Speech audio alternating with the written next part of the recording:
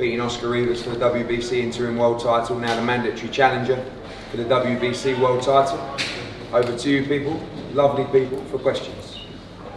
Dillian, first of all, congratulations on the win. You're actually surprised how the judges had the cards. Huh? You're surprised the way the judges had the nothing surprised me in boxing, man. I've been around a minute now, and nothing surprised me in boxing. You know, these judges, some of these judges are crazy. You know, the guy's pressing, he wasn't landing much.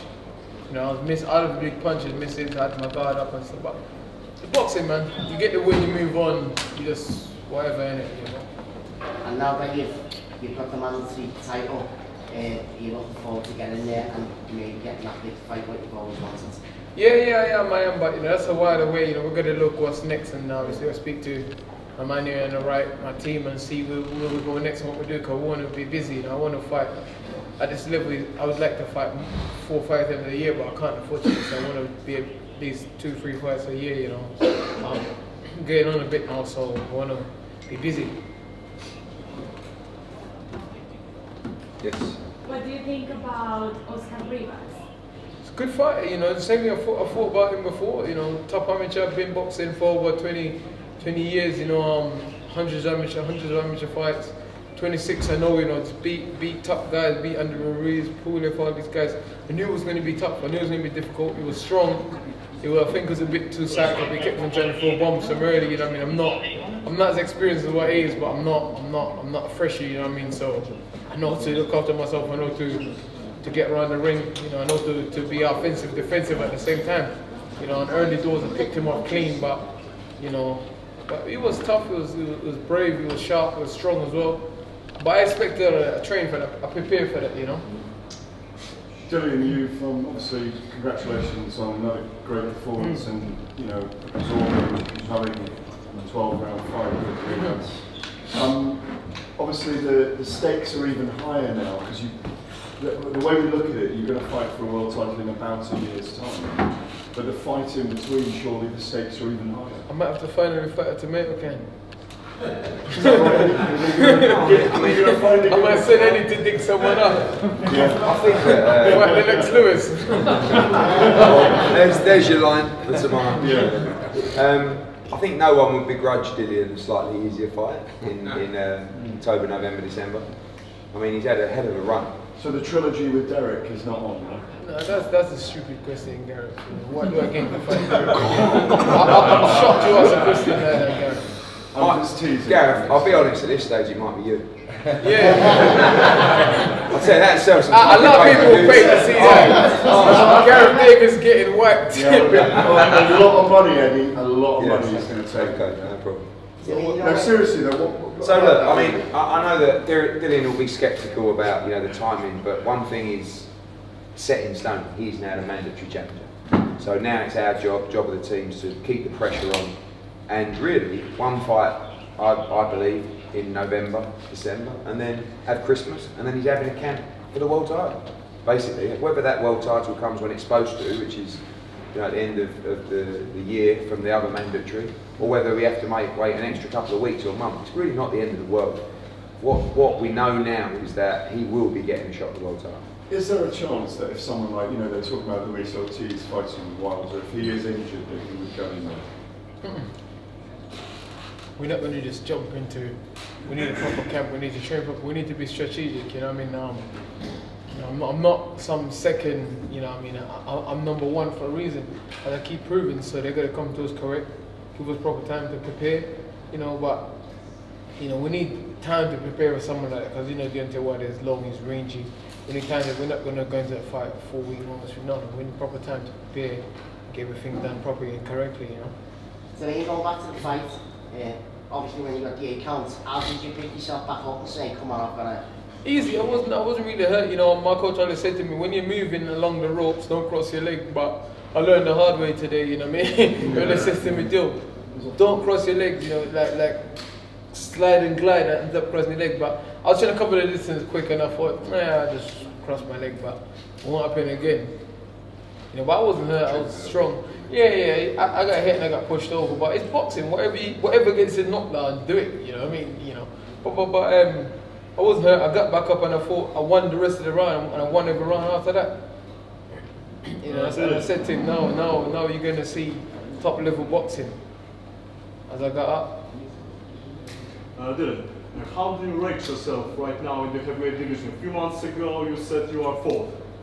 I don't know, man. I don't know. You know, it's for you guys to decide. I fought top 10 guys. My last 5-6 fights have been top, and not just guys have been in the top 10 for 6 months. Guys have been in the top 10 for years. The latest was in the top 10 for how many years? You know, Brown, all these guys.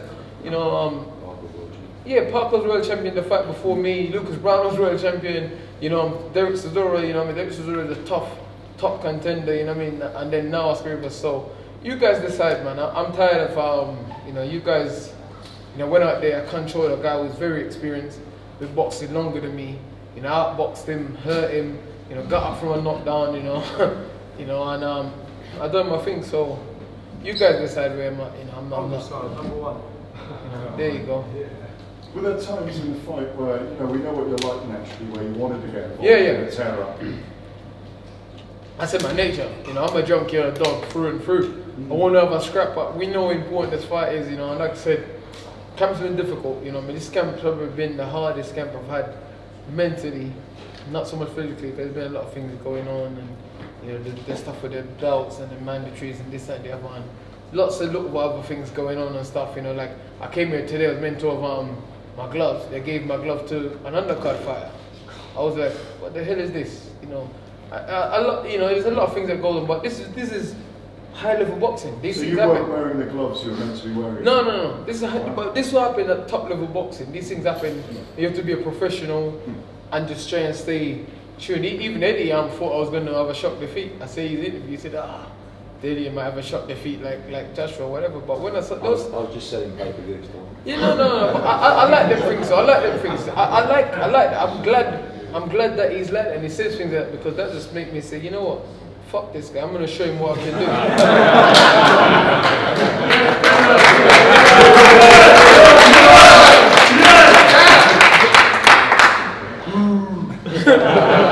Not in a bad way, mate. Sorry. No, but that's my mindset. Cause I'm in a different zone. So when I see stuff, but it's great though, because if you're saying, oh yeah, Dillian's gonna wipe the floor with this guy, then, you know, I mean, it's good. I like being that person, you know. Remember that.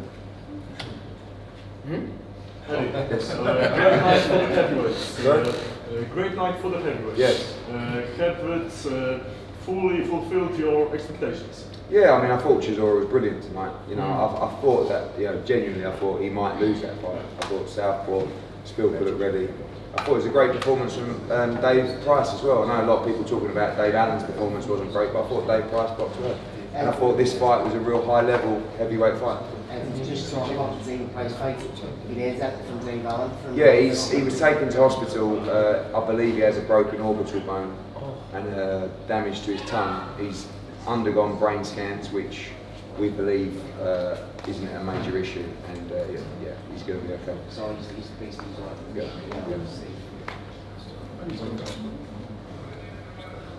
Right, guys, thank you very much. Could you just assess, Mark, could you just, asked you, could you just assess your view on Dillian's performance tonight? Obviously you worked very closely with him. It was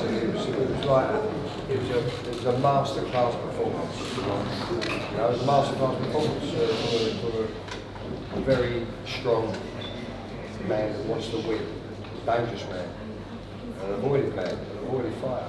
He had his big moment and he tried his utmost to get the win over Dillian. He didn't stop trying. It was tough.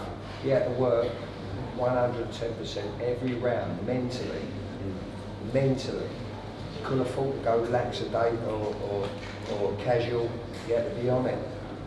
Every minute, every second, every minute, every round. But then good work, man. Yeah, Mark and Jimmy, the first time in the car, the only thing they were saying to me is, don't switch off. That's the only instruction they gave me is, you know, I was like, oh, okay, I must be doing all right then. All they say is, don't switch off, don't switch off. That's all they were saying. It wasn't like, oh, you need to do more of this.